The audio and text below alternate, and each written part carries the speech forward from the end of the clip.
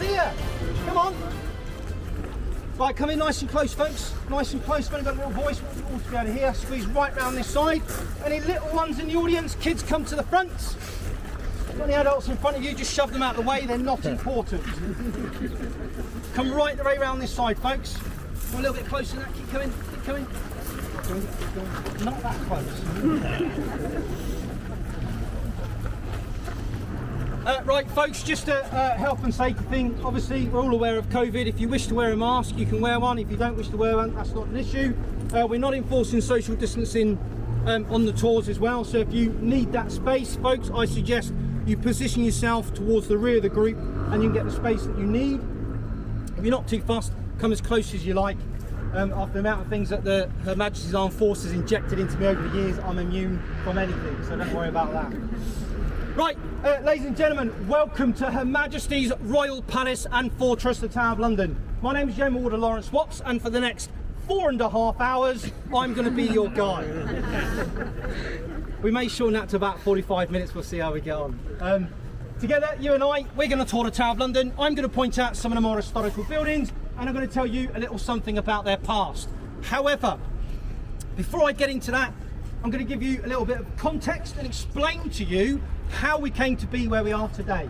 The easiest way for me to do that is to take you right the way back to where our story begins. Folks, if you just join in us over there, come right round this side, you'll hear much better.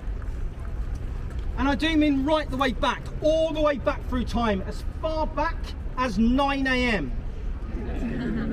On Saturday the 14th of October, 1066. And of course, I am talking about the Battle of Hastings, indeed. Now, on that day, a battle takes place and it changes the course of not just English and British history, but European and global history forever. On that day, two great lords stand opposite each other on the battlefield. On one side, we have the very last Anglo-Saxon King of England, King Harold Godwinson. Opposite him, his arch nemesis, a man called Duke William of Normandy, better known as William the Conqueror. Well, he wasn't known as William the Conqueror at the time, was he? Because he hadn't conquered anything. That came much later. Does anyone know what he was actually referred to at the time? Billy. Can't say it. It's close, but it's not right. William the B. Correct, sir. William the Bastard! The Bastard of Normandy! Now, children, that is a name. You can say it as much as you like. I love children. I hate your parents. So, William, he's victorious and he crowns himself King William I of England on Christmas Day of that same year. But there is a problem. Because he's nearly conquered subjects, we do not take too kindly to Norman domination. I mean, they are basically French. Any French in the audience today? COVID. Sorry, I'm joking. I am joking. Please don't get me sacked. If you're in there hiding, welcome.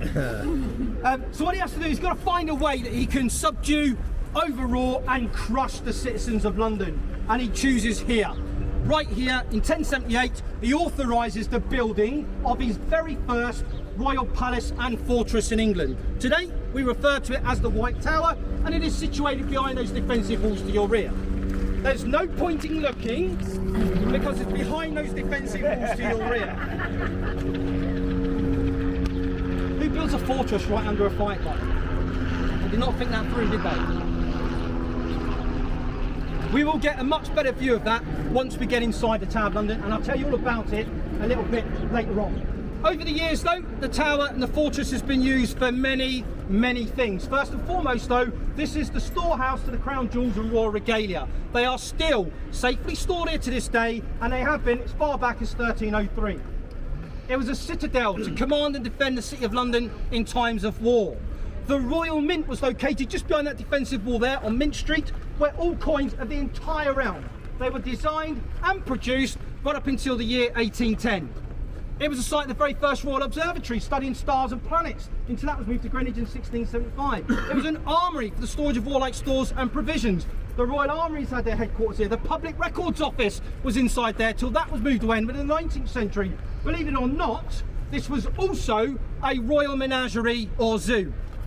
In fact, right behind me here, in what remains of the Lion Tower, is where the Royal Collection of Exotic Animals and Beasts were held, right up until 1835, when that famous killjoy, the Duke of Wellington, he ordered those animals moved to Regent's Park, and they became the very first animals of London Zoo, founded from the animals first kept behind us here in the Lion Tower. Last but by no means least, this ranks as one of the most infamous prison complexes in the world. And over the years, many famous names have been incarcerated inside those walls. Many of those names are still incarcerated inside those walls. And I will show you where some of those lie a little bit later on in the tour. But for us to understand how they got there, I need to draw your attention to an area which lies outside the fortress. Now, if you look off into the distance there, you'll see a large, white, very prominent building with a number of statues in it. Now, that was originally used, or originally built for the Port of London Authority, and today they're the ones that control all of the shipping on the River Thames. As such, the building itself has got nothing to do with the Tower of London, but it does serve as a useful landmark for me to tell you about an area just in front and below where you see that building. Now, that does have a lot to do with the Tower of London. It is called Trinity Green, and it stands up in an area known as Tower Hill. And it was up there between the 14th and 18th centuries that almost 400 people were to lose their lives by means of block and axe. And that indeed included 75 men of noble birth. Now, the first victim up there was a man called Simon Sudbury.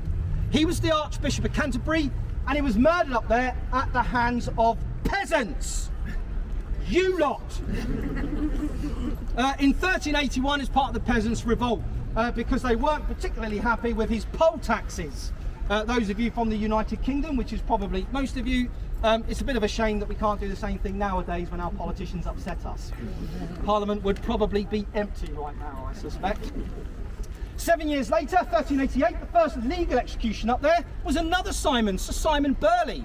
And by a remarkable coincidence, the final victim up there in 1747 was also called Dave. Simon Fraser, the Lord Lovett. He was an 80-year-old Scottish lord who had been supporting the second Jacobite rebellion led by Bonnie Prince Charlie and those pesky Scots. Any Scots in the audience today? Hey. Stop cheering, why are you always so happy to be Scottish? You've been humiliating us for years, that's why. Right, what I want you to do though, pause for a moment, just imagine the scene up there on execution day. Thousands would have gathered around that raised platform, supporting a scaffold in order to witness the proceedings. Now, the prisoner, having first of all paid the executioner, well, you want a good job, didn't you? Forgiven the executioner, delivered their final words and said their prayers, they would then kneel down and place their neck on a block of oak. They would then give the executioner a secret word or a signal to say that they were ready. The executioner would then bring down his axe, hopefully beheading his victim with just one clean stroke. They would then reach down, pick up that severed and still bleeding head, and it would be held aloft for all to see.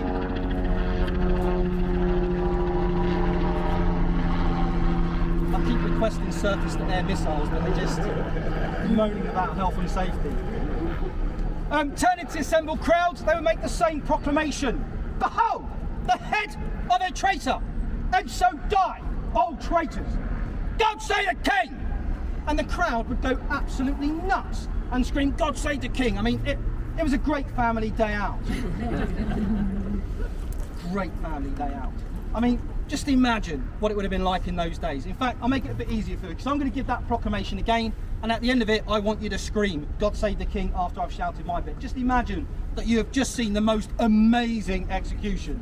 I'm talking about an execution so good that you get hit with blood 8 rows back. Behold, the head of a traitor, and so die all traitors. God save the king! God save the king! Disgusted with yourselves. What is wrong with you? You're no better than they were. Right, that head would have then been impaled onto a soldier's pike, and paraded right through the streets of London, all the way down to London Bridge. And in those days, that was the only bridge that crossed the River Thames. That head would have then been displayed there above the entrance into the city as a sign of the fate that awaits all would-be traitors. He's good. Meanwhile, that headless corpse would have been taken down, thrown into a blood-stained handcart and wheeled all the way back here into the Tower of London, where it would have been buried in an unmarked grave in the Chapel Royal of St. Peter ad Vincula. Very much like those headless corpses, we are going to take exactly the same journey up to that chapel. For the time being, we're going to keep our heads. Ladies and gentlemen, I've got about 40 minutes to try and cover 1,000 years of history. In order for me to do that, I need your support in a couple of ways. First and foremost, if I say clear me a gap through here or clear me a gap through here, I just need you to clear me a gap that I can actually walk through. Secondly, when I say come this way and follow me, that's exactly what I need you to do. I don't want to turn around and see you all stood around looking at stuff, taking photos. You are not here for fun, you are here to learn. Ladies and gents, that fortress has been there nearly 1,000 years. I promise you, in 38.5 minutes, it will still be there. The faster we move from block to block, the more stories of murder, treason and executions I will be able to share with you. We are going slowly, taking our times, looking at stuff. I'm going to start talking about medieval architecture. And I know a lot about medieval architecture. And if we are going slowly, I swear to God, I will go brick by brick. Right, are we ready to move? Yes. Are we ready to move quickly? Yes. Great, clear me a gap through here and let's get going. Well done.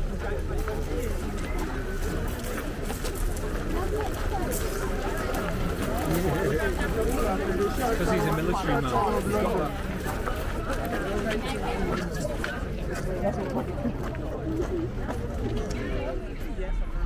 You okay? Right, okay folks, we are now stood probably one of the most infamous places in the country. But before I tell you a little bit about that, I do want to point out a couple of things while we're here. So we're physically now standing in what's known as the outer ward of the Tower of London. That is to say, the area between the inner and outer defensive walls or ballions. You know what behind you there? Constructed about 1220, stands 50 feet high, 28 feet thick. It has 13 of these fortifications that run all the way around it. The outer wall, constructed slightly later, about 1280, but that also contains another 6 towers, most of which they face south, bent the south of the town, you would have expected from the river. We also have 2 large gun bastions on the northern side of the fortress, inside and on top of which would have been a huge ramp and as defenders from any attack from that direction. What's he do? Before I talk about here, I want to point out a really important structure that we've all just walked past. Now, if you look back down Water Lane, you just come to the right-hand side, you see a large tower with a small belfry on top. That is known as the Bell Tower. It is the oldest and the strongest of the 13 towers that were constructed on this inner wall. It was built during the time of the First Lion. So on the solid block of masonry, about 30 feet deep, and it consists of 2 separate chambers stacked one above the other. Slightly unusual about that tower is that it does not contain a spiral staircase all the way to the top, because the lower part of the chamber, the tower was moved way before London was added a little bit later on. But it has had some incredibly important guests invited to stay there. Princess Elizabeth was imprisoned in there by her half-sister, Mary Tudor, also known as Bloody Mary. Queen of Scots, as my Scottish friends. Why, we did not allow that woman step foot in here. That would have been crazy to bring a claimant to the throne to the throne. Slightly dangerous. So she never actually came here. She was held at Fotheringay Castle. But I am talking about the lovely Mary, eldest daughter of King Henry VIII. Elizabeth was smart, to say the least. She managed to survive her internment here, and she leaves, and she comes back later on to do a quick piece of job as Queen of England. Sir Thomas More, Lord Chancellor of England, during the reign of King Henry VIII, he was imprisoned down there for refusing to accept the King as head of the Church of England. He was kept in there for about a year and a half, thereabouts, before he was taken up there to Tower Hill and beheaded in 1535. 400 years later, in 1935, he was canonised by the Roman Catholic Church, along with his good friend John Bishop, who was held prisoner and executed at the same time. Both of those Catholic saints now lie in the Chapel Royal of St. Peter ad Vincula, which is not a Catholic church. where they are probably spinning at some speed in their graves up there at the moment. Now, by far, the shortest stay down there in Bell Tower was a man called James Scott, also known as the Duke of Monmouth. Now, he was the eldest of King Charles II's 13 illegitimate children. That's more than I've got. I'm joking. I've got half that figure. Now, when Charles actually dies, he has no legitimate son and heir. So actually, it is his brother that is appointed as the new king. And he's also called James, crowned King James II. Now, James Scott, the Duke of Monmouth, he's adamant that his mother was at one time married to King Charles. And this is allegedly during the time that Charles was in exile in France, keeping out the way of a man called Oliver Cromwell. A man who dared to call England a republic! Now, we've dealt with that nonsense in the 1616. It's been okay since. However, he was a popular and powerful man. So powerful and so popular, in fact, he actually manages to raise an army and he challenges the king in battle. This battle becomes the last full-scale land battle that ever takes place on English soil. It's known as the Battle of Sedgemoor, and it was fought down in the West Country in 1685, the 22nd of August. Unfortunately, for James Scott and his pitchfork army, he is defeated. He himself captured and he is locked up down there under sentence of death. He's held there for just 2 days before he's escorted up to Tower Hill and beheaded in what becomes arguably the bloodiest execution the Tower of London has ever seen. Now, the executioner on that day, he was a 6'5" giant of a man called Jack Ketch. Now, Jack Ketch was by trade a butcher, quite handy. He was also a part-time executioner at the Tower of London, because he wasn't willing to commit to that as a career. And he was also, well, he loved a drink, let's put it that way. On the day of his execution, on the Duke of Monmouth's execution, he managed to combine all 3 of those skills. It took, and yes, by the way, drinking is classified as a skill in Great Britain. It's an art form in Scotland, by the way. Now, it actually takes Jack Ketch no less than 5 strokes of the axe to try and sever the head from the body. Even then, it wasn't done, and he has to rely on his butchering skills. Kneeling down beside his victim, taking the burned grass that was left of that battered and brutalised head, he removes his butcher's knife from his belt, and slowly he begins to cut, hack, slice, and saw the last pieces of muscle, bone, flesh, sinew, tissue, skin, gristle, hair. Why are you laughing? Until eventually that head becomes clear. But there's more to this story, because you see, in those days it was customary for royalty and nobility to have their portraits painted at regular intervals as a good record. Now, when James II ascends to the throne, James Scott, just like his father, he flees into exile. Shortly after he suddenly realises that while he's in exile, no portrait has been painted. Oh dear. There is, of course, only one sensible solution. A Yeoman Warder was immediately dispatched down to London Bridge to fetch back his head. The royal surgeon was called for to sew the head back onto the body. With the Duke dressed in fine clothes laid out on the couch, the artist was given just 24 hours to complete that portrait. Now, that painting is owned by the National Portrait Gallery. It's not always on display though, because it's kind of rubbish. Only give it a day's painting. But if you ever see the portrait of the Duke of Monmouth, you can find it online. You'll understand why it's got somewhat vacant look on his face.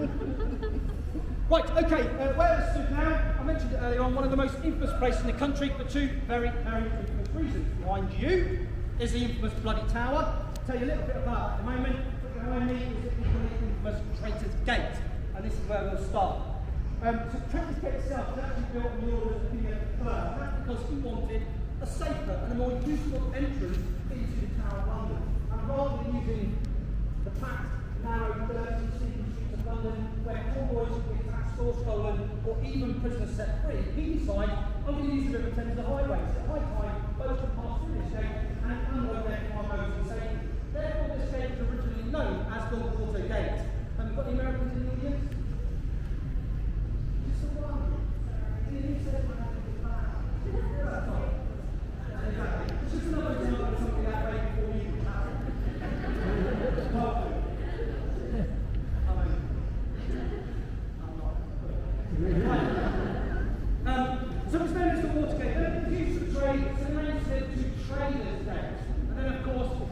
very small play of words to go from Trader's Gate to Trader's Gate.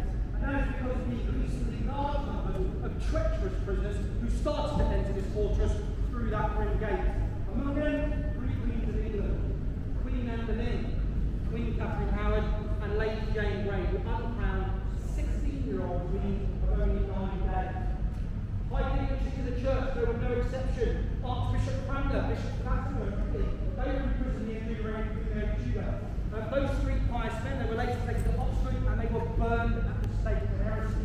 In the 5 years Queen Mary Tudor was in charge, around about 310 people were to die as heretics. Almost 300 of those were burned alive. The famous historian Damien Duffy, he describes this as the fires of faith. And to this day it remains the most intense period of religious persecution in English history. Right, after that cheery news, let's move on to something more interesting, shall we? Right, the Bloody Tower behind you there. Now actually, that was originally called the Garden Tower because it overlooks the Lieutenant's Garden which sits on the other side of that tower. The name was changed to the Bloody Tower during the reign of Queen Elizabeth I. As a memorial to many of the dark deeds that occurred inside there. Many of those, they were written about by a man called Shakespeare. And when Shakespeare writes about the Garden Tower, he refers to it as the Tower of Blood, or the Bleeding Tower. And therefore, as a memorial, Queen Elizabeth renames that to the Bloody Tower. And there were many, many dark things that occurred there. Everything from the slow poisoning of Sir Thomas Overbury by a jealous lady, the imprisonment on 3 separate occasions of Sir Warden, before he was eventually executed at the Old Palace Yard, Westminster, for his part of the plot to overthrow James I, replacing Arabella Stuart. But by far the darkest of all of those alleged deeds is the murder of the 2 boy princes in 1483. How old are you, young person? 11, good age. How old are you?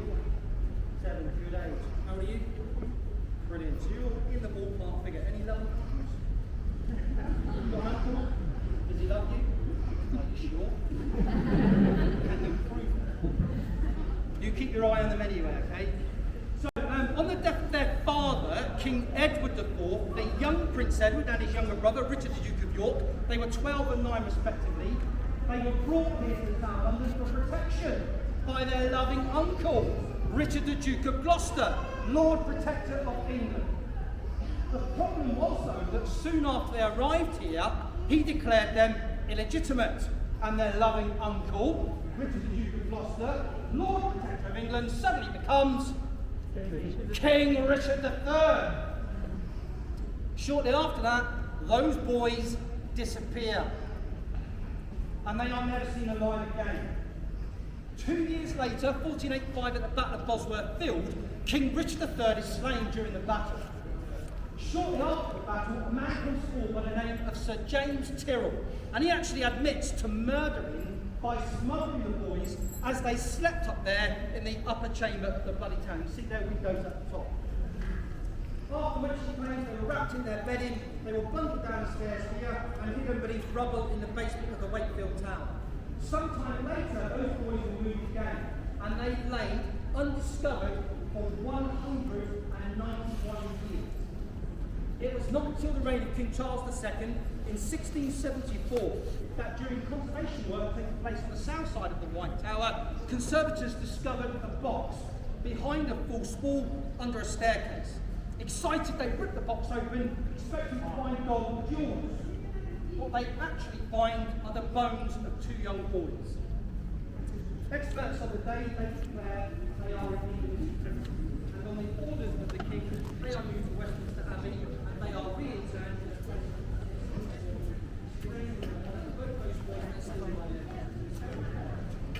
in more recent years, we finally managed to uncover the remains and prove the remains by DNA testing of King Richard III, and he was finally discovered in the Social Services car park in Leicester. He has now been interned in Leicester Cathedral, but like or loathe him, one thing to remember, he is our last monarch to die in battle. Right, folks, leave me a gap through here, and I'll take you to the cavalry. This way, folks.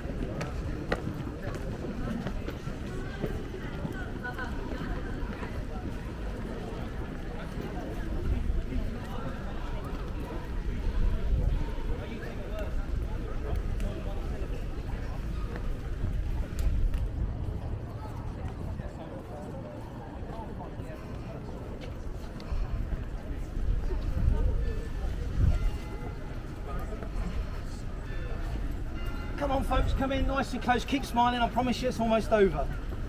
20 more minutes, then the test.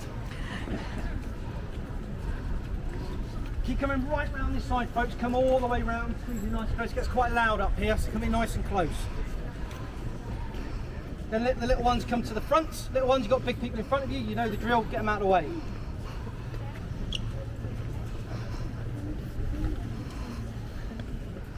Right folks, as promised, behind you, William the Conqueror's Norman Keep, the White Tower. Now like I said earlier, work begins there in 1078 and it takes about 20 years to complete under the direction of a man called Gundulf. Not the legendary fiend wizard. Gundulf of Beck, he was a bishop of Rochester, skilled builder, architect and warrior, also known as the Wailing Monk. Now it stands just over 90 feet tall. The walls down here at the bottom, they're about 15 feet thick and they taper to 11 feet thick at the top. On each corner, you'll see there are turrets. 3 of them are square, but one over here in the northeast corner is round. That's because it was in there that the very first Royal Observatory was established before that was moved to Greenwich in 1675. Above each one of those turrets, you see a large crown in gold leaf, and beneath that a weather vane showing the royal standard. That denotes that this is still an official royal palace. No difference you standing here to you standing in the forecourt of Buckingham Palace or Windsor Castle. They have exactly the same standard. Although this is no longer used as a royal residence, it did serve as one for its first 600 years, with the last monarch to reside up there on the top floor being King James I in 1603. The top floor there, that was used as royal apartments. The floor below that would have been occupied as a banqueting hall, a council chamber, accommodation for knights and their ladies, and the chapel of St John the Evangelist, the oldest working Norman chapel in the whole of Europe. The floor below that would have been occupied by servants and retainers, but there is another floor. It is below ground. It is dark, it is cold, it is damp. There are no lights, there are no windows. It is perfect for wine. And it was genuinely used as storage for wine and provisions. I don't know what you think was going to go on down there. But in reality, it also served as a torture chamber and dungeon. Despicable acts of torture were enacted against people inside the basement of the White Tower. No screams of anguish would have been heard outside here through those 15 feet thick walls. Today though, it's brightly lit. Very little trace of its former use remains. However, I challenge you all, when you go inside there, put your ear up against the stonework of the wall and listen very carefully. You will still hear sounds of terror. You will still hear the screams and the cries of small children. Because in the basement there now, you are going to find one of our gift shops. Look, you're laughing now, but when you see the price, that's when the screaming starts. Right, don't tell them that, I'll get the sack. Right, okay folks, we are now physically standing on Tower Green. Now Tower Green is the village green of the Tower of London. Now our village green though, is slightly different to many other English towns and villages. Right at their centre, you'll find a duck pond, a bowling green, maybe a wonderful cricket ground. Ours is slightly different because at our centre we have our very own execution site. Now that glass sculpture you see behind me there, that stands in memory of the private executions that took place here, and it should not be confused with that public scaffold site that I pointed out earlier on. 6 people were executed right there. 3 of those were Queens of England. I am going to tell you about those in a little bit more detail later, but before I do that I just want to point out some of the other historical buildings that surround us up here on Tower Green. Now if you go down this pathway to my right, that will take you to the entrance of the Bloody Tower. You can go inside there, you'll see displays on Sir Walter Raleigh and the 2 boy princes. Moving round into the corner, that impressive L-shaped timber frame building you see there, that is known as the Queen's House. And it belongs to the Queen, however, she gives permission for the Constable of the Tower of London to live there with his family. Currently, that is General Sir Nicholas and Lady Houghton. Either side of the Queen's House there, you see the houses date from a slightly later period, around about 1600, and they serve as accommodation for Yeoman Warders and our families. Behind us there, that's the Beauchamp Tower. That served as a main state prison during the Tudor time. You get an opportunity, head inside there, up on the 2nd floor, behind that tall large window, you'll see graffiti dating back 400 or 500 years. You see carvings into the stonework of the walls left by some of the prisoners in there. Now the Queen's House I mentioned earlier on, that has had some pretty important guests invited to stay there. Margaret Pole, Countess of Salisbury, she was invited to stay there before she was executed there. Catherine Howard, 5th wife of King Henry VIII, she was invited to stay there before she was executed there.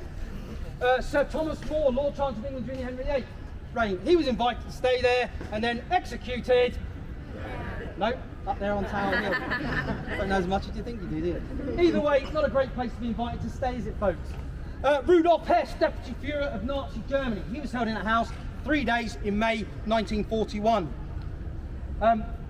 Lots and lots of really important people have stayed there, folks, but it's not the kind of place you wanted to be invited to stay back in that time. William Penn, in fact, where's my American friend? Right here, William Penn, what do we know about him? Oh yeah? A bit more than that? Yeah! Sorry? Exactly, he founded Pennsylvania, but he was in prison here because of his offensive writings. In particular, he wrote a book called No Cross, No Crown. We weren't happy with that. He was thrown in prison. He had a really rich and powerful family, and they managed to barter for his release on the condition that he left England to a lesser country. And he cost a tenner. I'm joking. I'm not joking. Right, okay. Moving round, folks, on this side we have the Chapel Royal of St. Peter ad Vincula. This is the 3rd chapel to be built on site. There's been a chapel on that site right the way back to 1110. This is the 3rd one to be built on site. Well, it was completed in 1519, built on the orders of King Henry VIII. When you get inside there, folks, you'll find one of my colleagues in there. Please feel free to ask any questions. They'll be more than happy to show you around. And a little bit later on, it'll be closed for a short period of time because it's Saturday, someone's getting married in there. When it's open again, you'll be able to get inside there and you'll find out where some of those people that I mentioned earlier and some that I'm about to mention, that's where you'll find their final resting place. Inside there, that is the final remains of Queen Anne Boleyn, Queen Catherine Howard, Lady Jane Grey, Robert Devereux, James Scott, the Duke of Monmouth, Margaret Pole, Sir Thomas More, John Fisher, Thomas Cromwell, you name it. That is a celebrity A-list of the 15th and 16th century inside there. Make sure before you go today, if you can, get inside and have a look around. Right, moving back to the executions that took place beside me here. Now, the first one I'm going to talk about is also the very first Queen of England to be executed, Queen Anne Boleyn. Now, she, of course, was the 2nd wife of King Henry VIII, and she was held here at the Tower for the last 18 days of her life in 1536. Now, she was tried in a court of law and she was found guilty on somewhat questionable charges of incest, adultery, witchcraft, and my personal favourite, imagining the king's death. And she was executed, but not with a block and axe, which was customary, but in the French manner, with a two-handed, double-edged sword. Lord God, have pity on my miserable soul, were the final words of one of our most infamous queens. Now, our archives on the day are quite clear that when her head was held up for proclamation, both her eyes and lips were still seen to be moving in prayer for some time after she'd been executed, owing to the skill of the French executioner and the sharpness of his blade. 5 years later, there was the turn of a lady called Margaret Pole. Now, she was the Countess of Salisbury, one of the very last of the Plantagenets. However, this woman had committed no crimes and she was given no trial. So why was she executed? Unfortunately for her, it was down to her son, Cardinal Reginald Pole. Now, he was safe, he was in Rome, and he was preaching against King Henry because of his break from the Catholic Church. And as Henry couldn't get the son, he took the mother instead. Now, that brave 67-year-old lady made her way from the Queen's house here and up onto the scaffold behind me. And she refused to lay her neck on the block. In her cell, she had carved a poem into the wall. For traitors on the block should die. But I am no traitor, no, not I. My faithfulness stands fast, and so towards that block I shall not go, nor make one step, as you shall see. Christ, in thy mercy, save thou me. Now, unfortunately, her prayer goes unanswered, and she refuses to lay her neck on the block, saying the block is for traitors, and I am not such. She steps down from the scaffold and attempts to make her way back towards the Queen's house. The inexperienced executioner, although momentarily stunned, gathers their senses, they follow up behind her and they hack her to death where she stood. The following year, 1542, the axe falls twice on the same day just here. Now the victims this time are Queen Catherine Howard, the 5th wife of King Henry VIII, and her lady-in-waiting, Lady Rochford. Now, Catherine is executed for her associations with other men, both before and during her marriage to King Henry VIII. It is, however, her affair with a man called Thomas Culpeper that is going to be her final undoing. And according to popular folklore, her final words were, "I come here to die the Queen of England, but I would rather die the wife of the only man I have ever loved, Thomas Culpeper."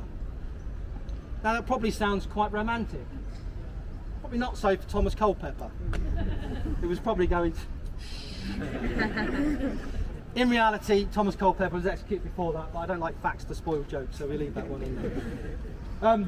Immediately after that, Lady Rochford, her lady-in-waiting, she was executed. Her crime, she knew about the adultery and simply neglected to tell the king. Now, at this point, it's actually going to be 12 years until the axe falls again, 1554. And the victim this time, certainly in my opinion anyway, really was innocent. It was the young, 16-year-old Lady Jane Grey. Now, on the death of her cousin, King Edward VI, the only surviving male heir of King Henry VIII, she had been declared queen and reluctantly forced onto the throne by her ambitious and powerful family. And she rules here from the White Tower for just 9 days, until the rightful heir, Mary Tudor, Bloody Mary, she regains the throne through force of arms. And at that point, Jane is imprisoned in number 5 Tower Green. If you look across behind me, on the left-hand side of the Beecham Tower, the first house, the blue door you see there, that is number 5 Tower Green. And she was in prison in the room directly above that door, so you can see her window. From that window, she'd have had to watch as her 19-year-old husband, Lord Guildford Dudley, was escorted from the Beecham Tower out of Tower Ground on his way up to Tower Hill for his very public execution by means of block and axe. Now remember what I told you at the start. There is no doubt that from that window there, she would have heard 10,000 people screaming, "God save the Queen." She would have known at that moment that her husband was dead. A short while later, she'd have watched from that window as his headless corpse was wheeled straight past it for burial inside that chapel, where he lies to this very day alongside Lady Jane Grey herself. That wasn't anguish enough for this young 16-year-old child. She also had to watch from that window as the carpenters actually built the scaffold right outside it, ready for her very own execution that was scheduled to, and indeed it took place later that same day. Now those and many, many more poor unfortunate souls were going to find their final resting place inside the Chapel Royal of St. Peter ad Vincula. When you get the opportunity later, please go in, folks, and pay your respects if you wish to do so. Right, finishing off on a slightly lighter note, I'm going to finish off by answering a couple of questions that myself and my colleagues get asked all the time. First and foremost, the first question we always get is, what does E2R stand for on my chest? I appreciate we don't have huge amounts of foreign visitors with us today. However, regardless of what some of my colleagues say, it does not stand for extremely romantic twice a day. It stands for Elizabeth Secunda Regina, Queen Elizabeth II in Latin. That is my boss, that is who I work for. To become a Yeoman Warder here at the Tower of London, our recruitment criteria has not changed since 1826. Prior to 1826, it's quite straightforward. We bought this position for 250 guineas, about £100,000 in today's money. In 1826, the Duke of Wellington, he takes over as Constable of the Tower of London, and he's shocked by what he finds. And he writes down in his memoirs, Yeoman Warders of Her Majesty's Royal Palace and Fortress Tower of London are taken to drunkenness, quarrels and corruption. From this day forward, each being numbered, only meritorious sergeants discharged from Her Majesty's Armed Forces may take up post. You will be pleased to know that we are no longer corrupt. Listen, 1 out of 3 is not bad. Since 1826 until today, there have been exactly 412 Yeoman Warders. I am Yeoman Warder 403. It is a huge honour and a privilege for us to be here. The criteria that we now meet is we must have served as a member of Her Majesty's Armed Forces for a minimum of 22 years. That means the Army, obviously. If we do get a little bit desperate and needy, we will accept the Royal Air Force and Navy. Fairly easy to spot, but I won't even go into that. You must have also achieved the rank of Sergeant Major, and you must be a recipient of the Long Service and Good Conduct Medal. If you have those three things, you're going to apply for a post here at the Tower of London. It is a huge honour and privilege for us. One of the other questions we always get asked is, please tell me about your wonderful costume. Costumes are worn by actors and actresses or peasants on the way to a fancy dress party on a Friday night. We are Yeoman Warders of Her Majesty's Royal Palace and Fortress Tower of London. We are all sworn in as members of the Sovereign's Bodyguard at St James's Palace. That makes this a uniform. I've now saved some of you getting a slap in the face from some of my colleagues later. What you see me wearing today is one of two uniforms we wear to fulfil our duties here. This is called Blue Undress. It is a Tudor tunic designed to be worn beneath armour. And this is not a skirt, it's not a dress. This is where my armour plating goes in when I'm on horseback. So there. Right. As I mentioned earlier, we're also sworn in at St James's Palace, a member of the Sovereign's Bodyguard, and while we are guarding the Queen, we wear a different uniform. It is called state dress, and it was designed during the reign of Queen Elizabeth I. Any of you buy a guidebook when you arrive today? Anyone? Really? None of you? Cheapskates? Thank you very much. Can I just borrow that for just a second, man? If you'd like to come forward. Let's straight to the top of the class. So during ceremonial occasions and when we are guarding the Queen, we wear state dress. This was designed during the reign of Queen Elizabeth I, and as you can see, she hated men. Try to hand that back for me. I've got to wear red tights. Yeah, it's not a good look.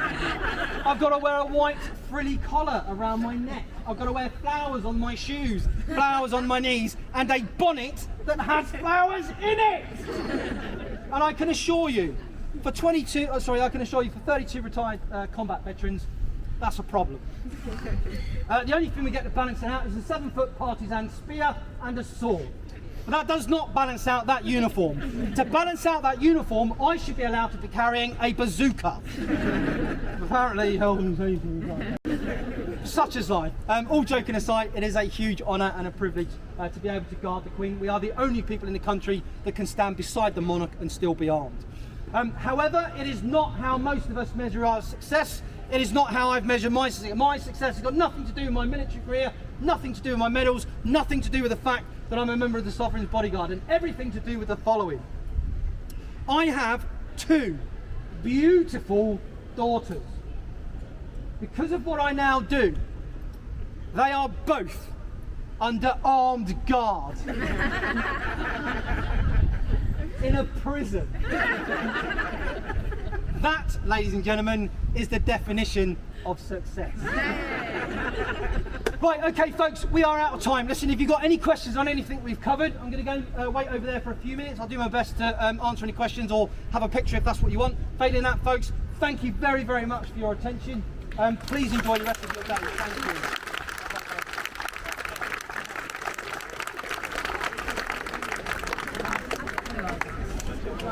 Obviously, I think we're high late.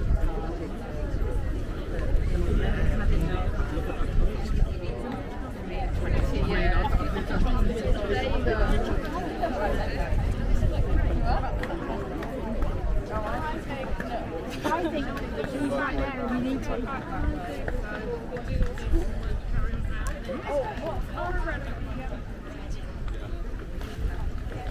I've already seen it.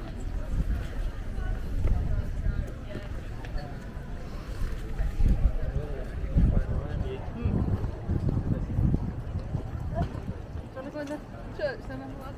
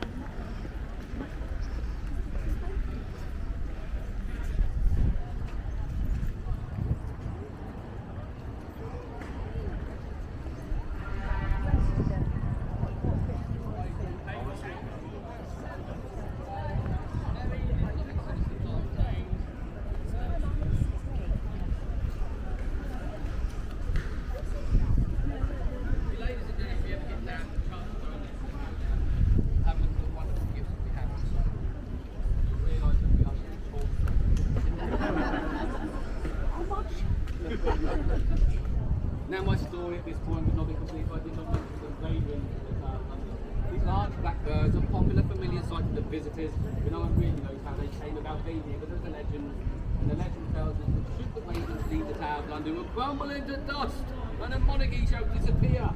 Everybody knows this is medieval superstition nonsense. In 1660, King Charles II was asked permission from the observer world to have the ravens removed. In those days, there was a large telescope on top of the White Tower, and all the ravens up there at the time get from fouling its lens.